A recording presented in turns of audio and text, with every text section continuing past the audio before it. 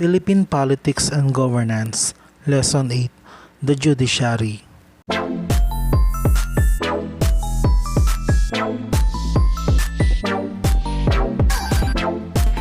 Aaron Stories. Like, subscribe, click the notification bell. This is the last of the three branches of the government. So we have finished with the executive and the legislative. Now we're going to go with the judicial or the judiciary branch of the government. The judicial branch evaluates laws. It holds the power to settle controversies involving rights that are legally demandable and enforceable. The judicial branch interprets the meaning of laws, applies laws to individual cases, and decides if laws violate the Constitution. This branch determines whether or not there has been a grave abuse of discretion amounting to lack or excess of jurisdiction on the part and instrumentality of the government. It is made up of a Supreme Court and the lower courts. Judiciary power.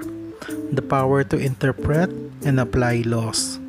Supreme arbiter or judge is the mediator of disputes on law and rights of citizens, decides on the validity, legality, and constitutionality of newly approved laws, decides on policies or matters contested between legislative and the executive branches, hears and settles disputes brought before it.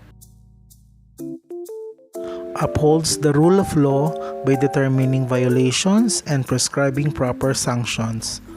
Protects the rights of the citizens in case of disputes in contracts and agreements and violations of the constitutional rights. Types of courts. Supreme Court of the Philippines. The Supreme Court occupies the highest tier of the judiciary. Has a Chief Justice as its head and 14 Associate Justices. The Justices serve until the age of 70. The Justices are appointed by the President on the recommendation of the Judicial and Bar Council of the Philippines or the JBC. Members of the Supreme Court. The Chief Justice. He or she presides over the hearing conducted by the Supreme Court. Certify decisions made by the Supreme Court. Chairman of the Judicial and Bar Council or JBC. Chief Presiding Officer during impeachment trials. 14 Associate Justices. Then they have one Senior Associate Justice. He or she will act as the presiding officer if the Chief Justice is absent. The lower courts. Organized based on the area of jurisdiction. The first one, we have the Regional Trial Courts or the RTC, categorized into 13 judicial regions.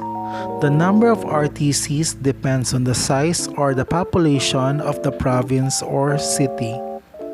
Then we have the Municipal Trial Court or the MTC. They have jurisdictions over municipalities or towns. Then, Municipal Circuit Trial Court or the MCTC, comprising one or more cities and or one or more municipalities. Then, Metropolitan Trial Court or the METC. They have jurisdictions of the cities in Metro Manila. Limitations of judicial power. Supreme Court cannot appoint its members. The Congress decide on the requirement for membership in the lower courts.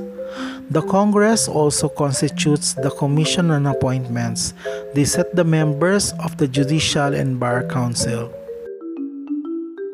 JBC recommends the nominations for the membership of the Supreme Court. Final authority in selection and appointing the justices of the Supreme Court belongs to the President of the Philippines. Other type of courts. The lower collegiate courts. Court of Appeals. It hears appeals from the High Court in civil cases and appeals from the Circuit Criminal Court, the Central Criminal Court, and the Special Criminal Court in criminal cases. Court of Tax Appeals is the special court of limited jurisdiction and has the same level with the Court of Appeals. Sandigan Bayan. This is a special appellate collegial court in the Philippines that has jurisdictions over criminal and civil cases involving graft and corruptions, practices, and other offenses committed by a public official. This excludes the President, Vice President, Supreme Court Justices, and the Ombudsman. The Office of Ombudsman. Government agency that investigates cases of alleged abuses by officials and government employees. Ensure there is no abuse of power. Places a higher level of accountability for government workers based on the principle that public office is a public trust. Muslim courts. Sharia district courts have been given jurisdiction to decide cases involving offenses as defined and punished under the Code of Muslim Persons Law of the Philippines. Sharia Circuit Courts, established in certain municipalities in Mindanao where the Code of Muslim Personal Laws of the Philippines is being enforced. The expanded judicial system of the Philippines also include quasi-courts or quasi-judicial agencies. The first one, the Civil Service Commission, is the central personnel agency of the Philippine government.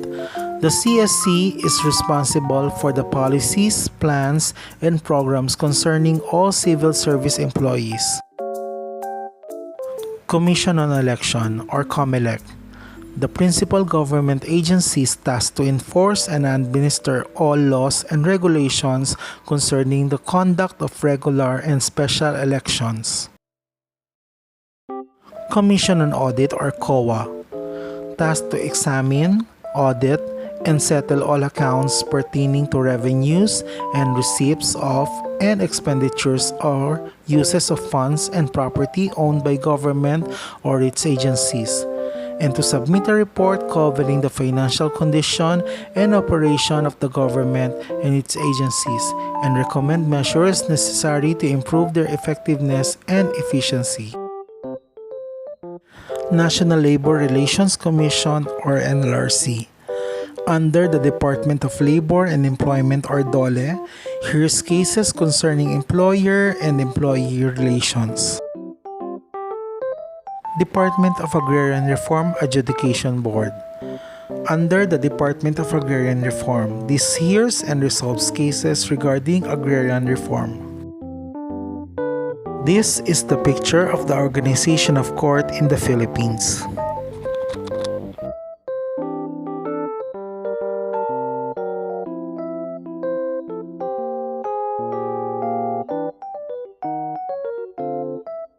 Let's go with due process and jurisprudence. Due process maintains fairness in all judicial processes, recognizes and protects the rights of an individual involved in a case, whether you are the complainant or the accused.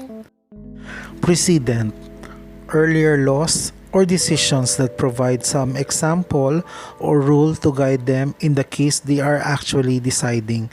Kasi sa batas natin ngayon, lahat ng mga cases na nagkaroon ng decision before, nagiging parte na siya ng batas natin at ayun ang ginagawang base kapag magkakaroon ulit ng mga bagong cases.